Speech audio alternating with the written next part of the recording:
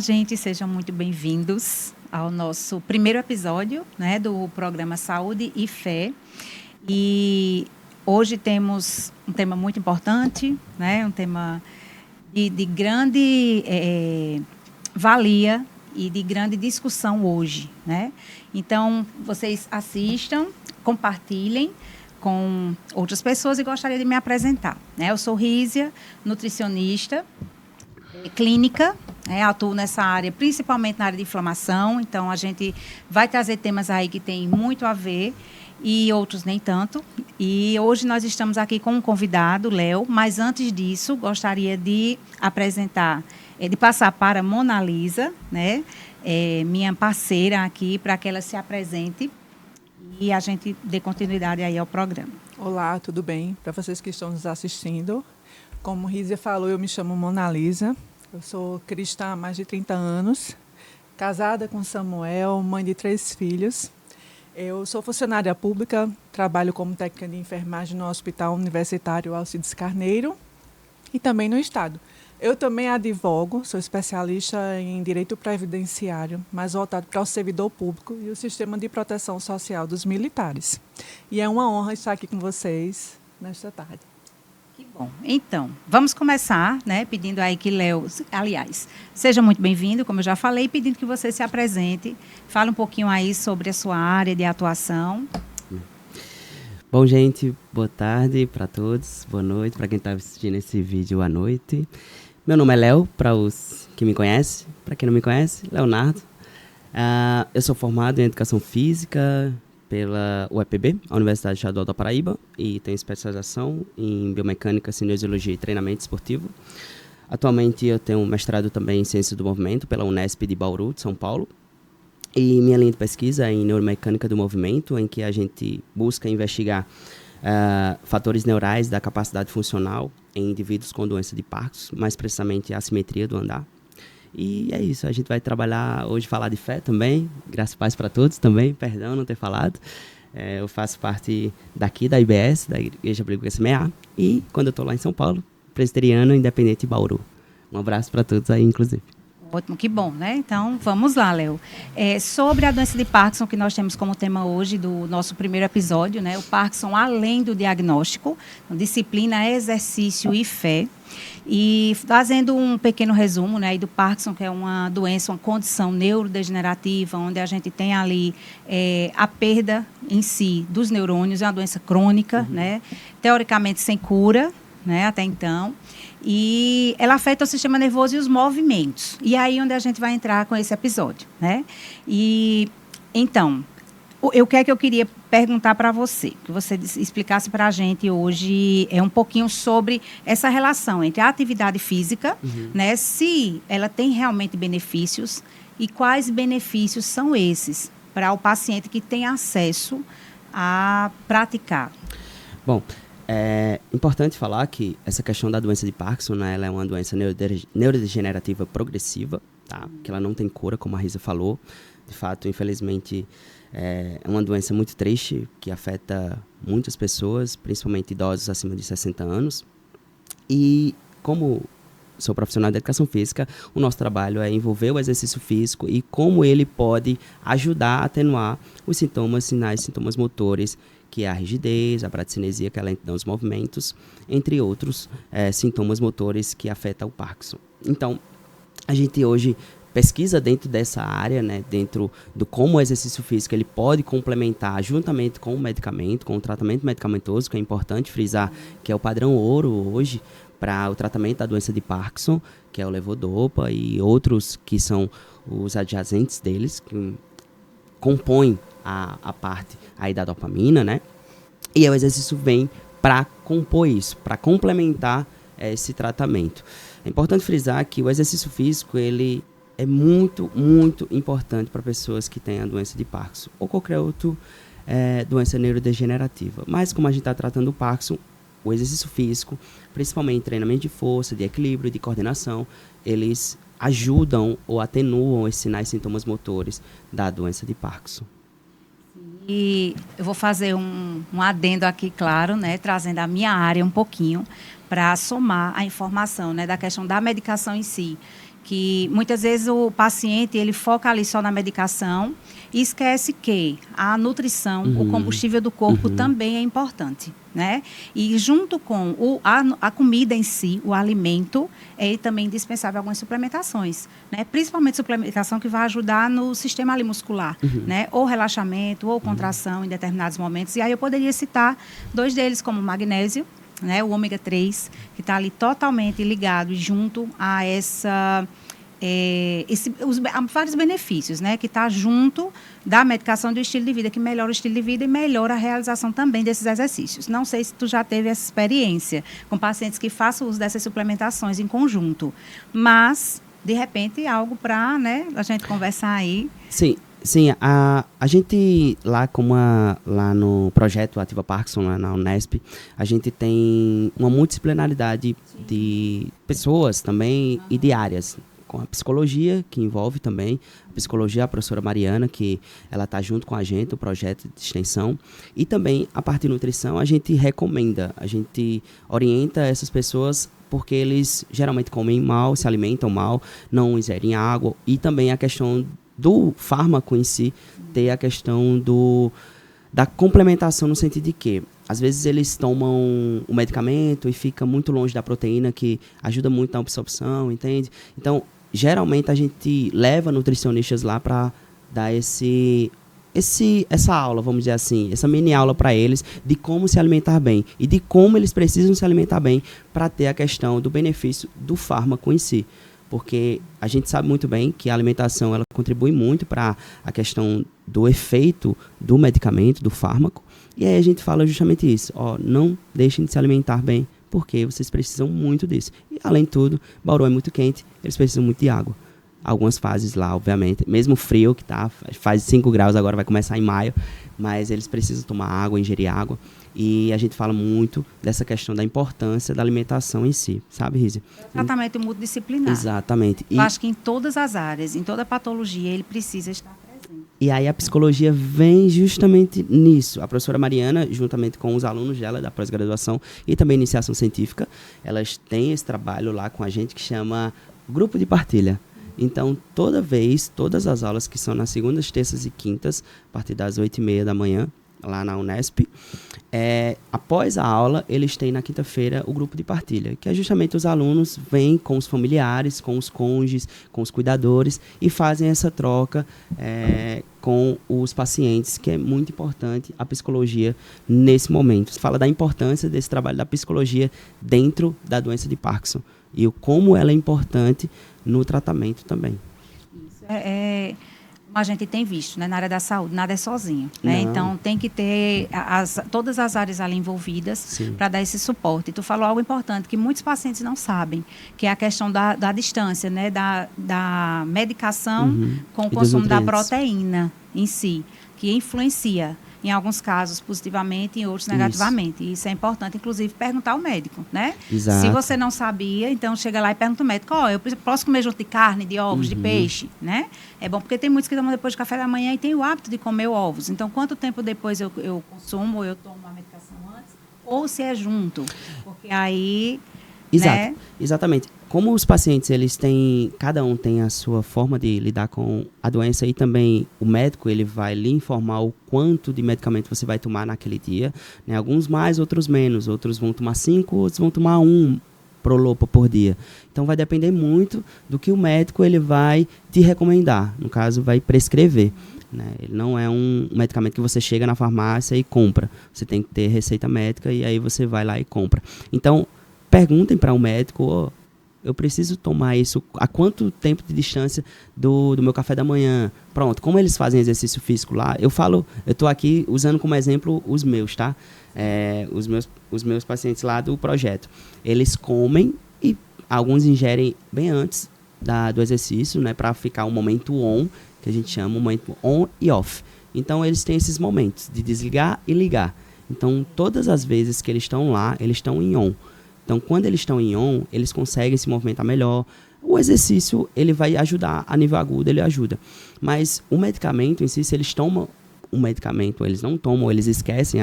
Muitas vezes, o cônjuge, ele tem que estar lá do lado para ajudar eles nesse sentido, sabe, Rízia? O que é importante, a família nisso, porque muitos abandonam as pessoas quando têm Parkinson. A gente vê muito isso, eu vi isso lá, que quando tem um cônjuge que é do sexo masculino, que tem Parkinson, a esposa está lá do lado dele, sempre. O contrário não é verdade. Infelizmente. Geralmente, as mulheres solos que digam, né? Então, ela vai... Às vezes, a família também deixa de lado, entende? Então, por isso que... Entende a psicologia ali? Para tratar isso? Entra com acolhimento, entende? né? Esse acolhimento. E por isso chama de grupo de partilha. Porque todos ali estão compartilhando a mesma doença. Estão juntos no mesmo barco. E a gente vem como um braço para isso, sabe? Então, eles se sentem em casa, praticamente. Quando eles vão para toda segunda, terça e quinta, eles se acham assim que estão... Nossa, eles tratam a gente como neto deles, né? Inclusive. O que é maravilhoso. Sentem Então, acolhidos, né? muito, muito. E eu amo demais meus pacientes e tô com saudade deles. Pega um carinho que, às vezes, demais. né, a gente quer que eles façam direitinho, para que levar no colo, né? Exatamente. Só fechando essa partinha de medicação, é importantíssimo essa parte nessa fala sua sobre a questão do horário, de tomar, e a questão deles, do tempo até ir fazer atividade física. Era isso que eu queria falar. E eles ficam on, realmente, e off, né? Então, até essa orientação, antes do momento de estar na atividade física, de ir fazer, né? De ir para o grupão, que seja para academia, seja para físico, isso deveria ser mais explicado, né? Eu digo isso pelo exemplo com meu próprio pai. Ele passa mais ou menos 1 hora com aquela rigidez na face, repuxando, né? E com a dificuldade maior. Aí a gente chega assim, a gente até vê, não olha muito, porque eles ficam um pouquinho encabulados, né? E aí ele diz, é meia hora. Minha filha, eu digo, vamos, fica aí, se estica, é bom que você está no Botox, enquanto passa o efeito. Eu até digo, esse efeito do seu Botox é muito rápido, viu, pai? Exatamente. Mas é esse acolhimento também, porque eles sentem. Por isso que é importante os médicos não só chegar o paciente, prescrever o medicamento e ir embora. Não, lá no nosso projeto, a gente tem um relatório. Todos os pacientes, eles são monitorados diariamente. E a gente tem um relatório que entrega para eles, entregarem aos médicos, da evolução do quadro deles, de cada um. Cada paciente tem o seu relatório. Então, todas as vezes, chega lá e, professor, eu vou lá pro meu médico semana que vem. Tem como o senhor imprimir meu relatório para mostrar para eles? Então, a gente tem esse cuidado também nesse sentido. Chegar para o paciente, dar o relatório para ele e ele mostrar, olha, mostre para o seu médico. E muitas das vezes, e a gente já viu isso, que o médico ele nem abre o nosso relatório. Então, falta muito também do médico querer também ajudar, sabe? Infelizmente, não são todos, tá? Eu falo isso de uma forma geral.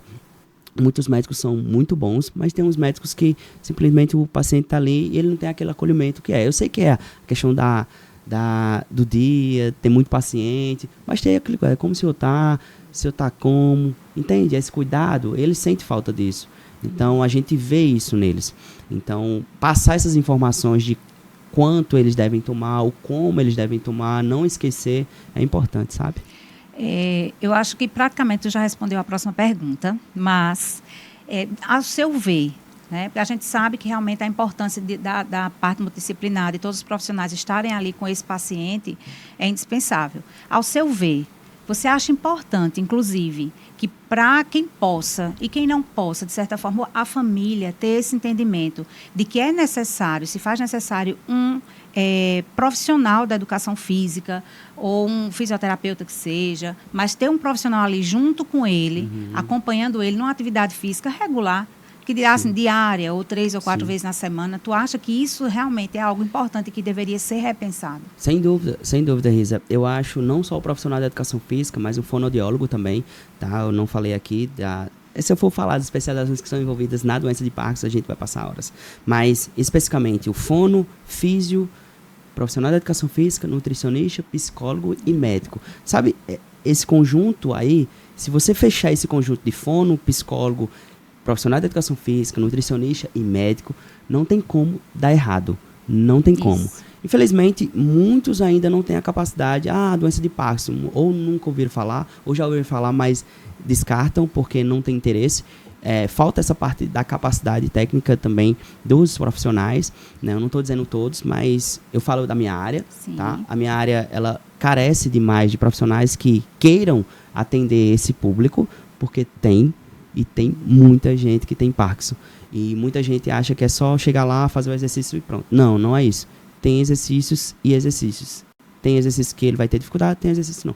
Então, percebe que é uma junção de áreas que vão compor para melhorar a vida do paciente. Uma equipe multidisciplinar, exatamente, né? exatamente. Não estou dizendo quem é melhor que quem. Não, é todos juntos ali, num só propósito, que é melhorar e atenuar a questão dos sinais e sintomas do paciente. E a gente tem visto que justamente isso. Esse trabalho que a gente faz lá, o quanto é importante, a USP ela tem isso lá no Centrinho. Então, esse trabalho com a professora Kelly, a professora que tem lá, que trata essa parte de disfagia, né, de pessoas com doença de Parkinson. Inclusive, eles têm esse problema, né, de fono. Sim. Então, a gente recomenda que eles vão lá para o Centrinho. É aquela troca. Então, a gente da Unesp vem com o trabalho de exercício físico e a USP vem com o trabalho lá também de gratuito, tá, gente? Não é pago, é gratuito. Tudo isso é gratuito. Que bom, que bom. Pois bem, a gente já fecha aí algumas questõezinhas a mais com toda essa fala, né? Então, a gente sabe, estudos já mostram que a inflamação paciente, quanto mais inflamado, maiores são os sintomas, né? E a atividade física, ela é imprescindível também no tratamento dessa inflamação. Por inúmeros fatores, que aí, se fosse explicar aqui, seria realmente bem científico, né? E aí a gente falar realmente dessa liberação de neurotransmissores, né? As contrações, enfim. Fechando um pouco essa nossa parte de a necessidade da atividade física no paciente, a necessidade da nutrição adequada, a medicação, que é indispensável, né? A suplementação, que a gente já falou, né? A prática de atividade física, ela deve ser tão constante, aí isso me veio agora como tão constante quanto o próprio consumo da medicação. Né? Eu vejo isso. Então, a atividade física hoje, a gente vê que ela traz uma melhora em pacientes. Se o paciente pode levantar e pode andar, ele traz uma melhora em todos os pacientes, todos os níveis, na maior parte das patologias, né, das doenças. Né? E essa questão dos estágios, né? É importante a gente falar sobre isso. Os pacientes que a tendência é que eles migrem para um estágio mais progressivo, né? Como eu falei no começo, ela é neurodegenerativa e progressiva, então existe um estágio, que é uma escala que chama Ronhar. A escala de Ronhar que a gente vai de 1 a 5. Então, existe estágio 1, estágio 2, estágio 3, 4 e 5, que 5 geralmente é o que estão acamados de cadeira de rodas, que é o estágio mais progressivo da doença. Lá no projeto, a gente vai ali até o estágio 3, porque a gente não tem a capacidade técnica no sentido de quê? De ter pessoal para cuidar daquela pessoa particularmente. Sim. Porque o projeto não é isso, não é atendimento particular. É um projeto que ele abrange a parte coletiva.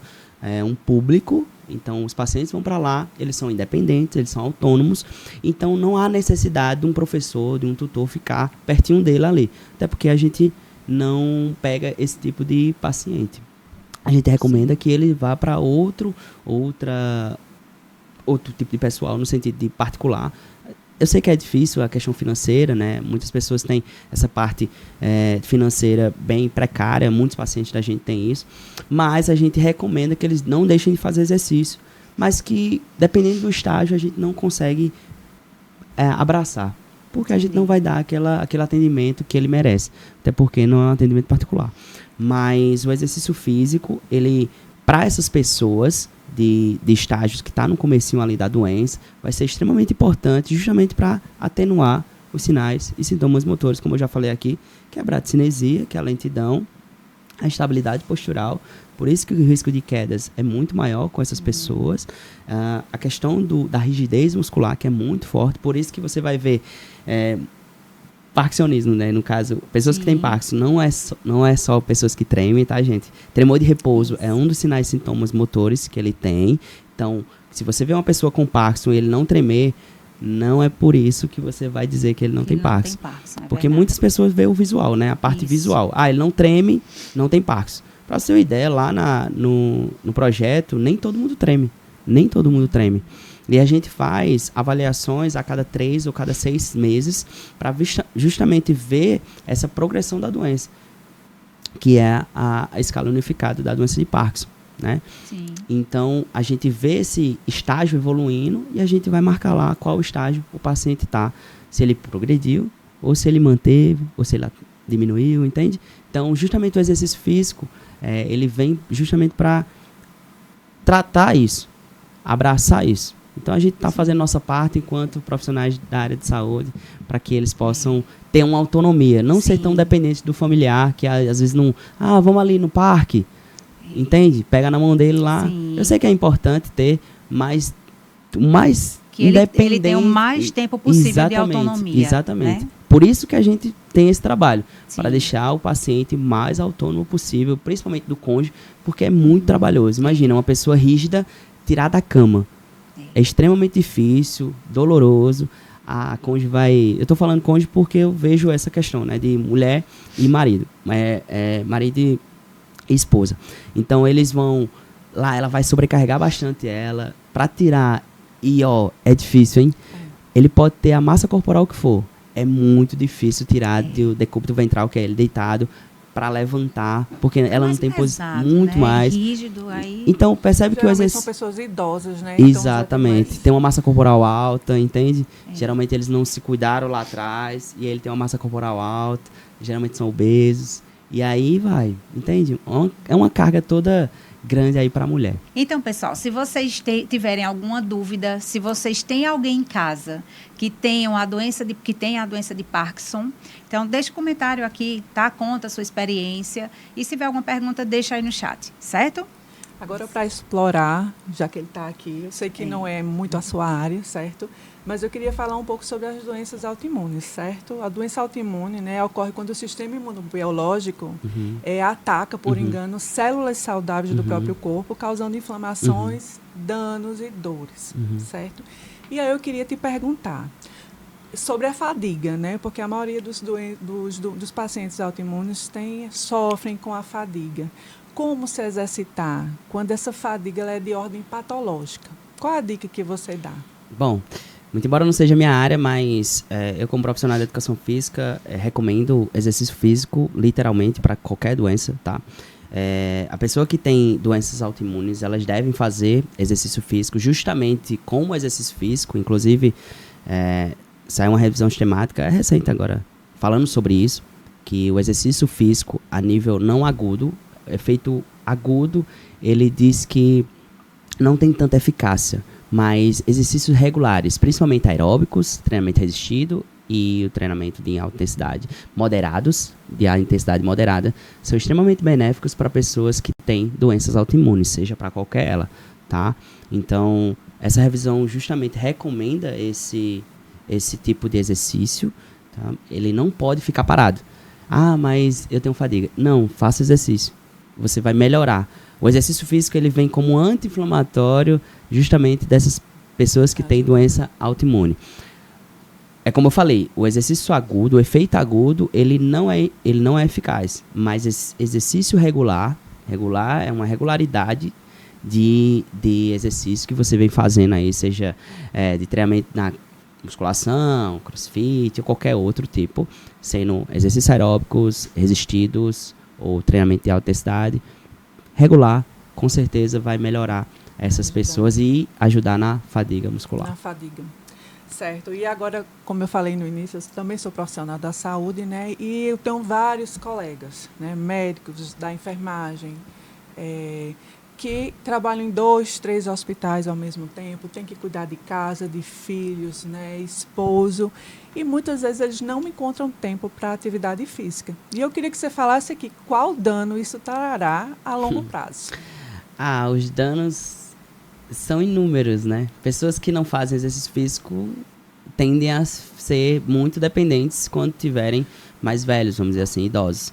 Então, há uma tendência de que pessoas que não fazem, ou aquele velho ditado, né? Já que a gente está no podcast, não está em um ambiente formal, se ela não tem tempo para se cuidar agora, ela vai ter que ter tempo para cuidar da doença dela. Isso é a maior verdade do mundo. Então, eu falo isso para meus pais, eu taco pau mesmo nele, assim, no sentido de, Vocês vão pra academia, vão fazer exercício, porque eu não quero ver vocês um dependendo do outro, um puxando o outro. Agora eu quero ver vocês um puxando o outro para ir pra academia logo cedo, 5 horas da manhã, que todos os dias meus pais vão. Né? Meus pais são de idade já e eles fazem exercício físico porque eu fico no pé deles. Mesmo lá em São Paulo, eu ficava no pé deles para eles fazerem exercício. Então, pessoas que, no caso, suas colegas, aí, suas amigas, tem que arrumar um tempo mesmo no trabalho, sabe? Tem aquelas pausas que tem, eu acredito que elas não ficam 24 horas trabalhando. Verdade. Creio que não tem como. Ela não é um robô.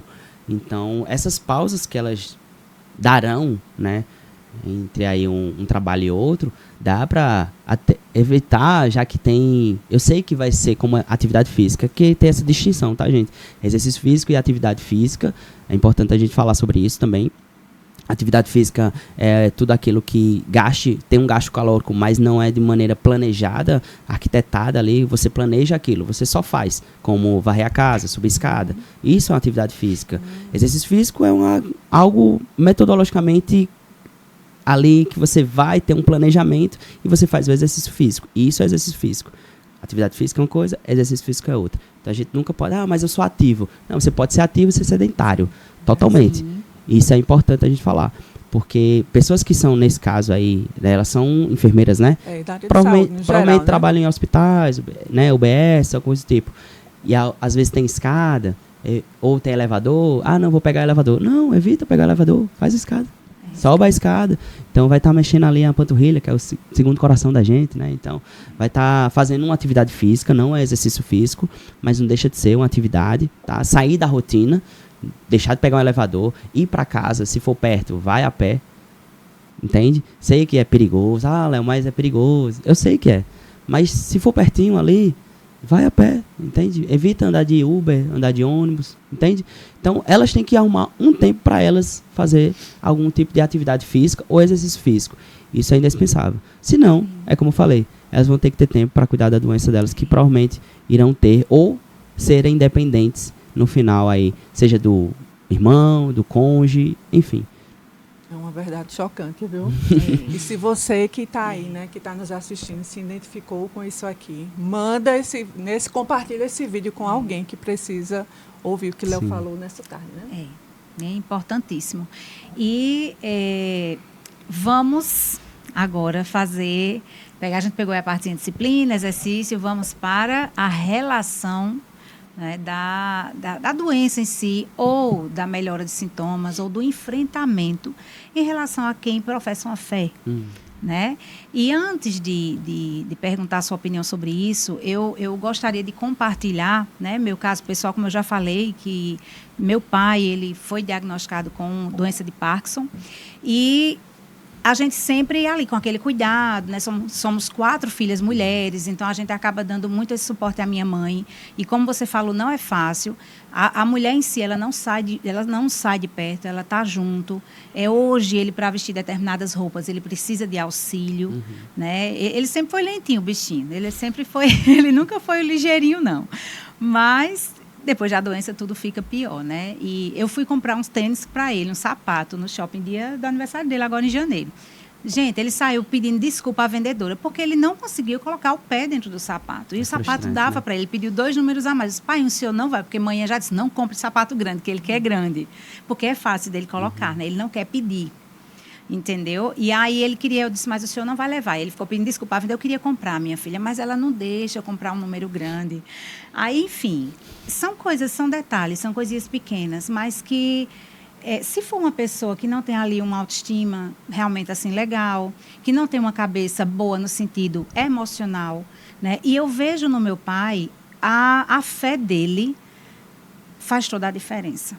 Né? Faz toda a diferença. Então, quando a gente está ali conversando, pai, olha, vai chegar até essa questão de falar da rigidez, ele fala de uma forma mais alegre. Ele toma medicação 1 hora antes de iniciar o culto, né? Que ele é pastor, ele vai ministrar, ele dá abertura no culto.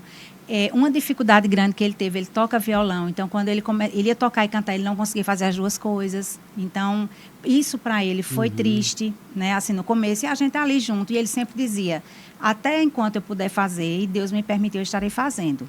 A gente sabia que tinha momentos que ele ficava um pouquinho triste. Mas a fé em Deus fez ele enfrentar e faz até hoje. Ele já está aí enfrentando a doença, creio que 63, 69, 68, 69 é mais ou menos o quê? 5 anos, né? Uhum. Ele está enfrentando a doença em torno de 5 anos.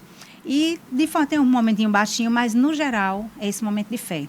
Ali, de que Deus está com ele. E aquela passagem que Paulo diz, né? Tudo posso naquele que me fortalece. Então, ele está podendo passar pelo Parkinson, fortalecendo-se em Deus.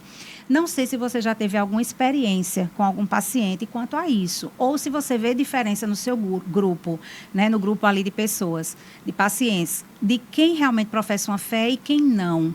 Essa questão, se melhora a questão emocional, se melhora o enfrentamento da doença. Então, essa parte de fé, a gente não aborda lá. Por quê? O propósito do projeto não é esse. É exercício. Entende? E aí a psicologia, eles devem falar sobre isso. A gente não participa do grupo de partilha, mas eles falam sobre isso. A gente vê que eles comentam sobre quando tem as reuniões quinzenais, né? Então a gente fala sobre as demandas dos pacientes e eles acabam falando sobre isso, sobre fé. Né? Então, ou além no particular, que a gente tem esse contato, né? Não só no projeto, mas quando eles vão para o laboratório, para a gente coletar, a gente acaba falando sobre isso, eles sabem, pronto, eu sou cristão, eles sabem que eu sou cristão, aí muitos, Léo, eu te vi na IPI, eu vou lá para a tua igreja. Sim. Alguns que são cristãos já me viram e sabem que eu sou cristão. Então, é uma experiência bem legal e eu falo esse testemunho sempre que eu tenho a oportunidade de falar e eu vou falar agora. Sim. Eu fui para São Paulo, é interessante isso. Na época que eu estava estudando para o mestrado, e eu sempre pedi a Deus para ir para o mestrado, né? E ele sabia o desejo do meu coração sobre essa vontade de ir para a área acadêmica, e eu queria ir para o Rio Grande do Sul. Lá em Uruguaiana, é uma cidadezinha lá, 60 quilômetros do Uruguai. Uma cidadezinha bem pequenininha, mas que um laboratório gigantesco do professor Felipe.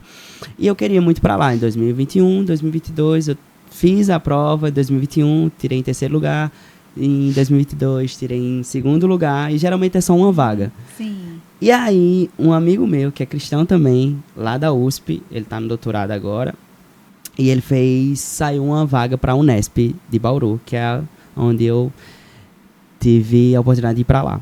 Ele fez, Léo, por que tu não tenta na Unesp com o professor Fabinho? Aí eu falei, rapaz, eu não tô passando na Federal do Rio Grande do Sul, vou passar na Unesp. É a universidade mais difícil do Brasil. É a USP e a Unesp. Então ele fez, Léo, essa vaga é tua.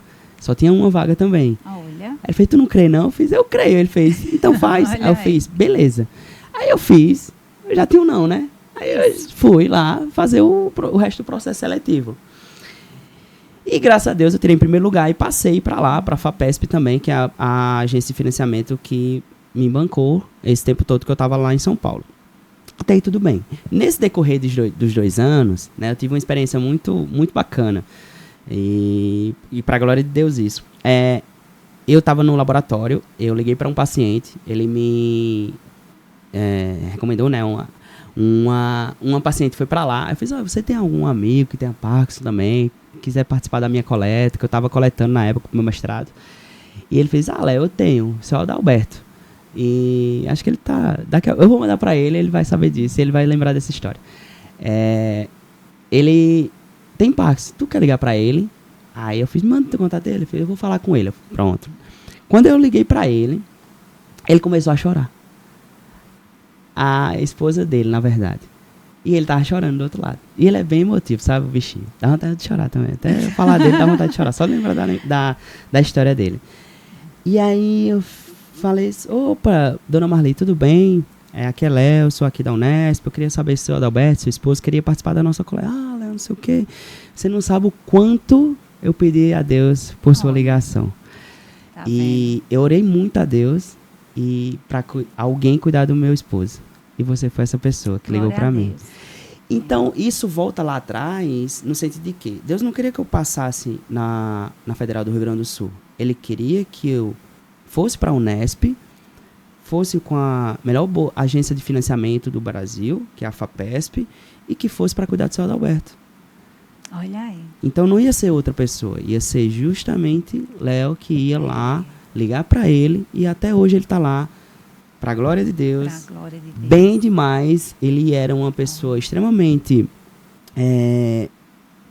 sem autoestima, não tinha autoestima para nada.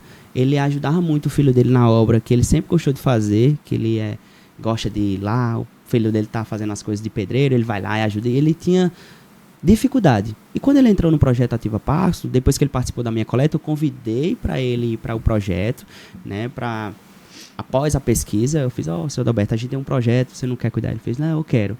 E só ele entrar no laboratório, assim que ele entrou, eu me lembro como se fosse hoje, ele começou a chorar. Ele me viu e começou a chorar. Obviamente, eu dei uma segurada, porque a gente tem que segurar também, porque é muito forte isso. Ele começou a olhar para mim e eu fiz, seu Adalberto, eu vou cuidar de você.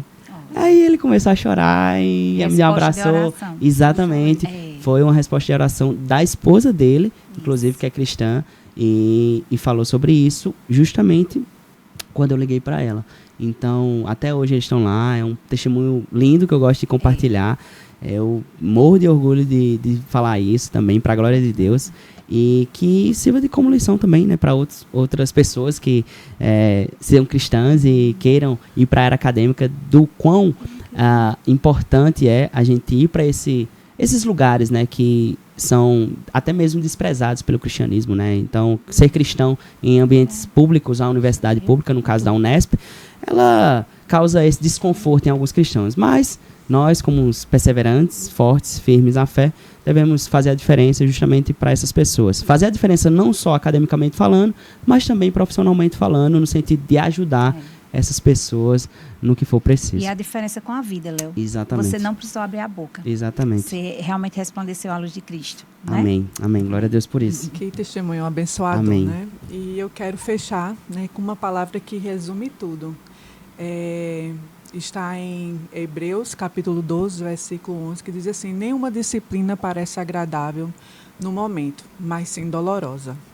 Mais tarde, porém, produz fruto de justiça e paz para aqueles que por elas são exercitados, né? Embora a disciplina seja desafiadora, ela leva resultados, né, positivos na saúde, na força e no crescimento espiritual. Amém. Verdade? Isso. Então, é isso, Léo. Agradecemos a Deus, em primeiro lugar, né, pelo direcionamento que Ele nos deu, né, de convidar você, e pelo tema, né, tão lindo, tão aconchegante, tão assim, nos chama a olhar, né, com um olhar mais amplo para essas pessoas e para os cuidadores, né? Você deixou bem aí uma fala muito importante sobre isso, que realmente quando é o homem e a mulher tá ali junto, o contrário nem sempre é recíproco, né? E para encerrar, nós queremos agradecer o patrocínio de Lúcia Cosméticos. Ela nos abençoou com a lembrancinha, né, para o nosso entrevistado desse dia. E quem quiser presentear alguém, lá em Lúcia tem tudo o que você precisa com um preço abençoador. Amém. Léo, muito obrigada. Amém. Amém. Obrigado, Léo. Antes das considerações finais, pessoal, sigam o canal, tá? TV IBS, o podcast do programa Saúde e Fé. Compartilhem, são temas assim bastante relevantes, maravilhosos, e pode ajudar alguém. Comentem, né? De repente, vocês têm alguém na família, como a gente falou, comentem. E aí eu vou passar para Léo, para ele fazer as suas considerações finais. Bom, primeiramente agradecer a oportunidade, primeiramente a Deus, né, dele me abençoar, né, a parte dessa compartilhamento, né, de ideias, né, de experiências, né, com pessoas que realmente possam aí estar acompanhando a gente, e se tiver alguém na família e ser abençoado com essas palavras que foi faladas aqui, tá? Qualquer coisa é só falar lá comigo, né? @Prof. Léo Fernandes, está lá no Instagram. Quem quiser seguir também o nosso laboratório de pesquisa em movimento humano da Unesp, que a gente trabalha justamente com essa parte, é o MoveLab, @MoveLabUnesp, é só pesquisar lá também, e também @Ativa Parkinson, que é o projeto de extensão que a gente tem lá na Unesp. Inclusive, eu vou aqui já deixar uma deixa, dia 12 de abril vai ter a caminhada lá, em Dia Mundial da Conscientização da Doença de Parkinson, vai ser dia 12 de abril, vai ser lá na Avenida Getúlio Vargas, lá em Bauru.